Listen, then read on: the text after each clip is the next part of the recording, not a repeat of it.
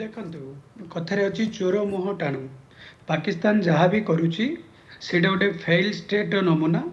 ସେ କଥାକୁ ଟିକେ ବାଦ୍ ଦେଇ ମୁଁ ଆପଣଙ୍କୁ ଏଇଆ କହିବି, ଯେହେତୁ ଯୁଦ୍ଧ ପାଇଁ ପ୍ରସ୍ତୁତ କଥାରେ ଗୋଟେ ଡିବେଟ୍ ଚାଲିଛି। ଦେଖନ୍ତୁ, ଆପଣମାନଙ୍କ ସହିତ ମୁଁ ବି ଏକମତ ଅଛି ଯେ ଯୁଦ୍ଧ ହେବା ଜରୁରୀ। କିନ୍ତୁ ଯୁଦ୍ଧ କେବଳ କନଭେନ୍ସନାଲ ଭାବେ ଯୋଉ ବ୍ୟାଟଲ୍ ଫିଲ୍ଡରେ ହୁଏ, ବର୍ଡରରେ ହୁଏ, ବର୍ତ୍ତମାନ ସେଇ ସମୟ ଗଲାଣି। ଆମେ ବର୍ତ୍ତମାନ 21st ସେଞ୍ଚୁରୀରେ ଅଛୁ। 21st ସେଞ୍ଚୁରୀରେ ଯୋଉ ଯୁଦ୍ଧର ଭିନ୍ନ ଭିନ୍ନ ଡାଇମେନସନ୍ସ ଅଛି, ଭିନ୍ନ ଭିନ୍ନ ମାନେ ମିଡିୟମ ଅଛି।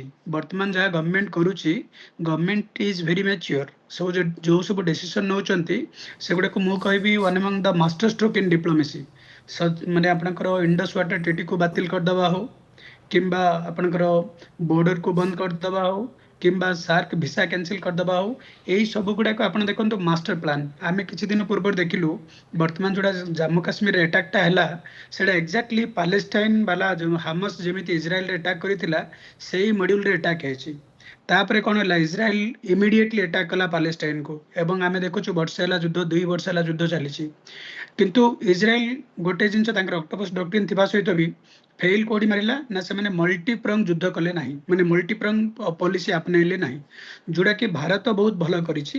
ସେ ଇକୋନୋମିକ ଟର୍ମସରେ ବି ଯୁଦ୍ଧ କରୁଛି, ୱାଟର ଟର୍ମସରେ ବି ଯୁଦ୍ଧ କରୁଛି, ପିପୁଲ ଟୁ ପିପୁଲ କଣ୍ଟାକ୍ଟକୁ ବନ୍ଦ କରିଦେଇଛି, ବୋର୍ଡରକୁ କ୍ଲୋଜ କରିଦେଇଛି। ଟ୍ରେଡ୍ ଯୋଉ ଫାଇନାନ୍ସ ଗ୍ଲୋବାଲ ଗୋଟେ ମାନେ ଆପଣଙ୍କର ଗ୍ଲୋବାଲ ୱାର୍ ଆଣ୍ଡ ଟେରର ଅଛି, ସେଥିରେ ଟ୍ରେଡ୍ ବି ଗୋଟେ ବହୁତ ବଡ଼ ମୁଦ୍ଦା। ଆପଣ ମନେ ରଖନ୍ତୁ, ପାକିସ୍ତାନର ଟୋଟାଲ ଇକୋନୋମି ହେଲା $10 ବିଲିୟନ। ତା ଭିତରୁ $5 ବିଲିୟନ ସିଏ ଚାଇନାଠୁ ଋଣ ନେଇ ଆସିଛି। ତ ମାନେ $5 ବିଲିୟନ ଇକୋନୋମି ହଉଛି ପାକିସ୍ତାନ। ଭେରେଜ ଭାରତ କଥା ଦେଖନ୍ତୁ, ଅଲମୋଷ୍ଟ $700 ବିଲିୟନ ଇକୋନୋମି। ତେଣୁକରି ଆମ ଦି ଜଣଙ୍କ ଭିତରେ କମ୍ପାରିଜନ ନାହିଁ। କିନ୍ତୁ ଆମେ ପାକିସ୍ତାନ ସହିତ ଯୁଦ୍ଧ ଲଢି ଆମର ଯୋଉ ଗ୍ଲୋବାଲ ପାୱାର ଷ୍ଟ୍ରାଟେଜି ଅଛି, ଯୋଉ ଆମର ଚାଇନା ସହିତ କମ୍ପିଟିସନ ଅଛି, ତାକୁ ପଛକୁ ଆଣିବାକୁ ଚାହୁଁନୁ।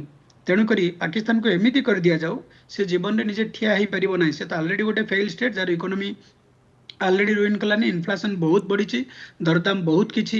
ଆପଣ କାଲି ବି ଦେଖନ୍ତୁ, ପାକିସ୍ତାନରେ ଯୋଉ ରେଟ୍ରେ ଏଟିଏମ୍ ଆଉ ପେଟ୍ରୋଲ ପମ୍ପ ଆଗରେ ଧାଡି ଧାଡି ଲମ୍ବା ଧାଡି ଲାଗିଥିଲା, ସେଥିରୁ ବାରି ହଉଛି ସେ ଦେଶର ଅବସ୍ଥା କଣ। ସେମାନେ କଣ ଯୁଦ୍ଧ ଲଢିବେ? ସେମାନଙ୍କ ପାଖରେ କିଛି ନାହିଁ, ସେମାନେ କେବଳ ଏମିତି ଗୋଟେ ବାହାସ୍ଫୋଟ ମାରନ୍ତି। କିନ୍ତୁ ଯେହେତୁ ଦୁଇ ଜଣ ନ୍ୟୁକ୍ଲିୟର ନେସନ, ତେଣୁକରି ଯୁଦ୍ଧକୁ ଆମେ କହିପାରିବାନି ଯେ ଫୁଲ ୱାର ହବନି ବୋଲି।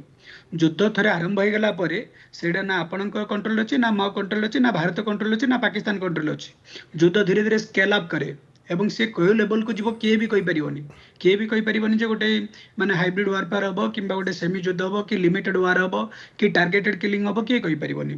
କିନ୍ତୁ ଭାରତ ବର୍ତ୍ତମାନ ଯୋଉ ପଲିସି ଆପଣେଇଛି, ତାକୁ ଟିକେ ଆଗକୁ ନେଇ ଯଦି ଟାର୍ଗେଟେଡ, ଯୋଉଟାକି ଆମେ କୁହାଯାଏ ଷ୍ଟ୍ରାଟେଜିକ ଆଣ୍ଡ ଟାକ୍ଟିକାଲ ୱାରଫେୟାର, ସେହି ଲୋକମାନଙ୍କୁ, ଯୋଉଟା ଇସ୍ରାଏଲ ନିଜର ଅକ୍ଟୋପସ୍ ଡକ୍ଟ୍ରିନରେ କରୁଛି, କୌଣସି ଯୁଦ୍ଧ ବିରୁଦ୍ଧରେ, କୌଣସି ଦେଶ ବିରୁଦ୍ଧରେ ଯୁଦ୍ଧ ନ କରି ସେହି ପାର୍ଟିକୁଲାର ଲୋକମାନଙ୍କୁ, ଯୋଉମାନେ ଗଡ୍ ଫାଦର କହୁଛନ୍ତି, ଯୋଉମାନେ ଟେରରିଷ୍ଟକୁ ସପୋର୍ଟ କରୁଛନ୍ତି, ଯୋଉମାନେ ଟେରରିଷ୍ଟ ମାନଙ୍କର ବ୍ରିଡିଂ ଗ୍ରାଉଣ୍ଡ, ଯୋଉମାନେ ଟେରରିଷ୍ଟ ମାନଙ୍କୁ ଫାଇନାନ୍ସ ଦଉଛନ୍ତି, ଲଜିଷ୍ଟିକ୍ସ ସପୋର୍ଟ ଦଉଛନ୍ତି, ସେ ଲୋକାଲ ହୁଅନ୍ତୁ କିମ୍ବା ପାକିସ୍ତାନୀ ହୁଅନ୍ତୁ, ସେମାନଙ୍କୁ ଆଇଡେଣ୍ଟିଫାଏ କରି, ଟ୍ରେସ୍ କରି, ତାଙ୍କୁ ଏଲିମିନେଟ୍ କରିବା ଦରକାର।